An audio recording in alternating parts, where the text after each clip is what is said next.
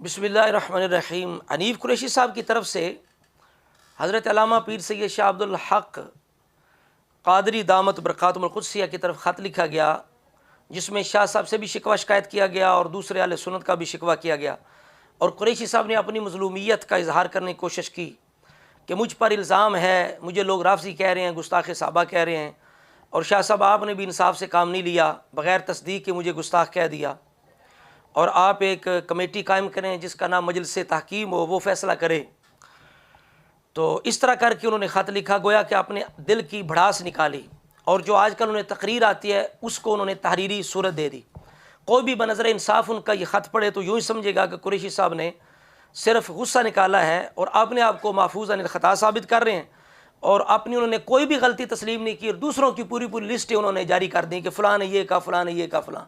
इंसाफ ये था कि कुरैशी साहब अपनी भी लिस्ट जारी करते, फरिश्त जारी करते कि मुझ पर ये इल्ज़ामात हैं कि मैंने ये कहा है और इस वजह से मुझे गुस्ताख़ सहाबा और राफ़ज़ी कहा जा रहा है।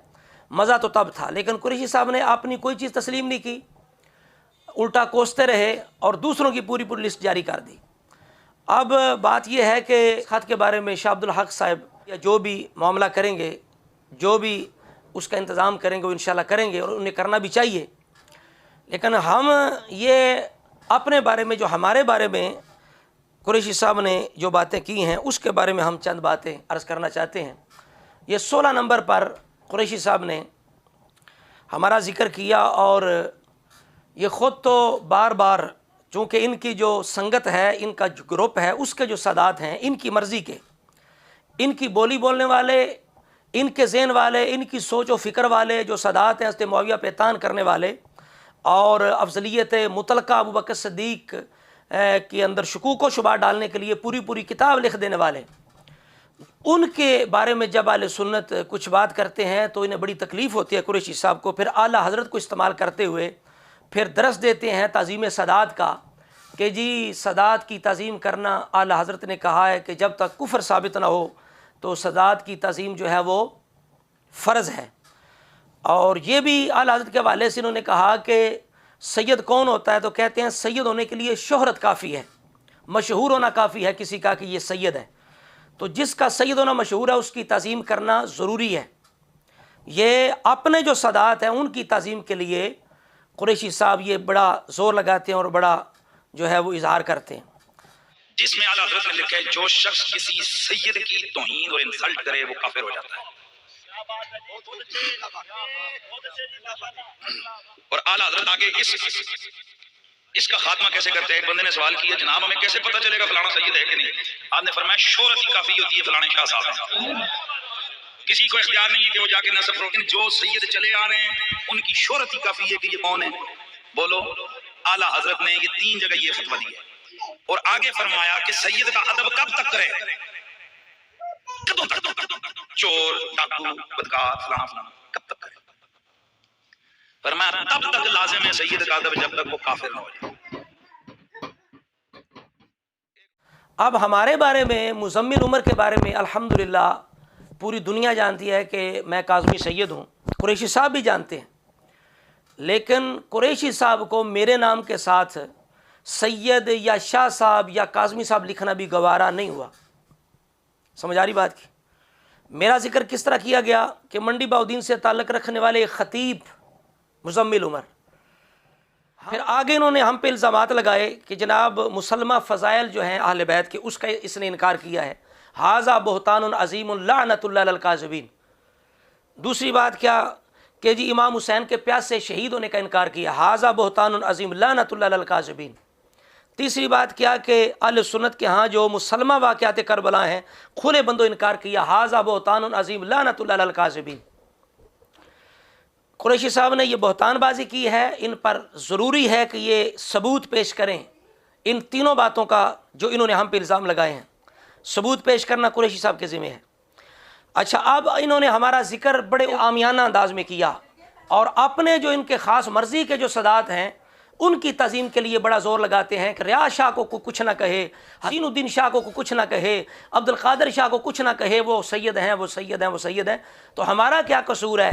सिर्फ यही कसूर है कि हम जनाब आपकी बोली नहीं बोलते, आपकी तारीफ़ें नहीं करते, आपकी तारीख़ें नहीं लेते। ہم نے کہا کہ اولاد گمراہ ہو سکتی ہے، آپ نے جھوٹ بولا کہ انہوں نے کہا کہ اہل بیت گمراہ ہو سکتے ہیں، تو ہم بھی اولاد ہیں۔ اب آپ ہمیں معاذ اللہ گستاخ اہل بیت بنا رہے ہیں، دشمن اہل بیت بنا رہے ہیں۔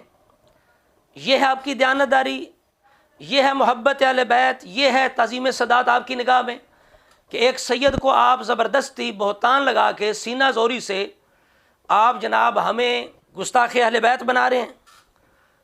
پھر بھی آپ کو شرم نہ آئے یہ کہتے ہوئے کہ سادات کی تعظیم کرو، سادات کی تعظیم کرو، جس کا سید ہونا مشہور ہے اس کی تعظیم کرو۔ چند سال پہلے ایک محفل میں مجھے بیٹھنا پڑا، قریشی صاحب کی تقریر تھی، مجھے مجبوراً بیٹھنا پڑا، لوگ آج بھی اس بات کے گواہ ہیں کہ مجھے مجبوراً بیٹھنا پڑا۔ میں اس میں بیٹھا اور وہاں قریشی صاحب نے ہمارا نام بڑا لمبا کر کے لیا، بڑے القاب لگا کے، چونکہ بینک کے اندر ڈیمانڈ کے مطابق رقم جا چکی تھی۔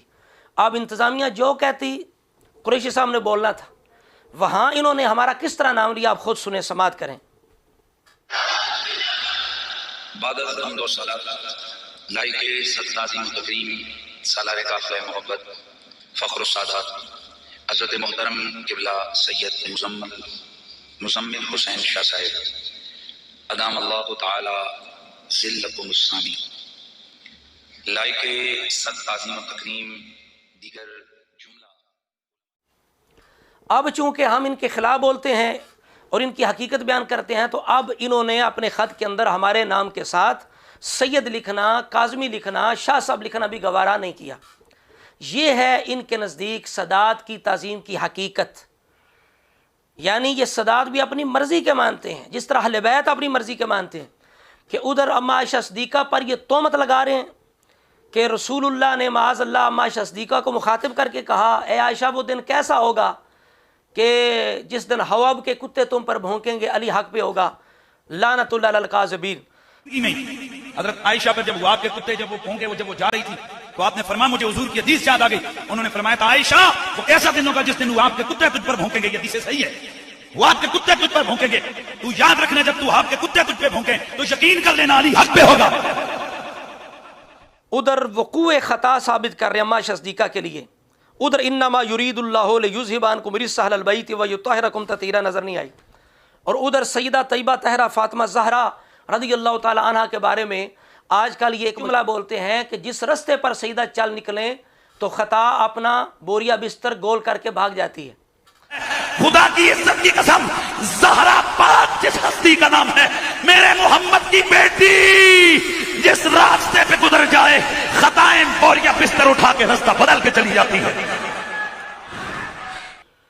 اب اہل بیت کی طہارت کے اندر یہ دور معیار کیوں کہ اما صدیقہ پر تہمت لگائیں باوجود کہ وہ اہل بیت ہیں، ادھر سیدہ طیبہ طاہرہ کے بارے میں آپ یہ بات کریں؟ ایک تو یہ جو آپ جملہ بول رہے ہیں عقیدہ اہل سنت کی روشنی میں اس کی ذرا وضاحت آپ کریں، عقیدہ اہل سنت کی روشنی میں اس کی وضاحت کریں کہ آپ کون سی خطا کا ذکر کر کے کہتے ہیں کہ سیدہ طیبہ طاہرہ جس راستے پہ چل نکلیں خطا جو ہے بوری بستر گول کر لیتی ہے، آپ کون سی خطا یہاں مراد لے رہے ہیں؟ عقیدہ اہل سنت کی روشنی میں اس کی وضاحت کریں۔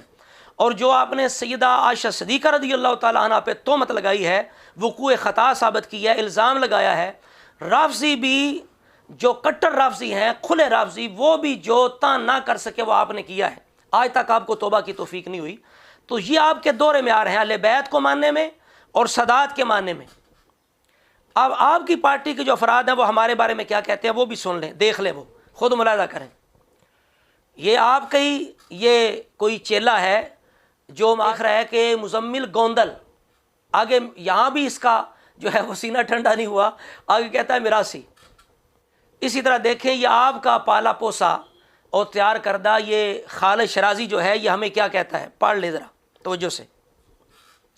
اسی طرح یہ بھی آپ کا ہی تیار کردہ بندہ ہے، اس نے کس طرح اوپر ہمیں چیلنج کیا ہوا ہے، یہ بھی آپ کا ہی بندہ ہے جناب، تو آپ کا تیار کردہ، تو یہ ہمیں مزمل کاظمی لکھ رہا ہے، کاظمی کی جگہ کاظمی لکھ رہا ہے۔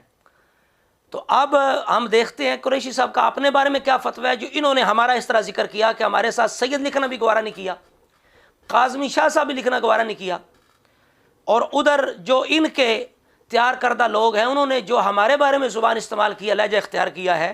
اب قریشی صاحب اپنے آپ کو مفتی کہتے ہیں، ہم فتویٰ لیتے ہیں آپ سے، فتویٰ دیں کہ ان لوگوں پر کیا فتویٰ ہے اور آپ پر کیا فتویٰ ہے۔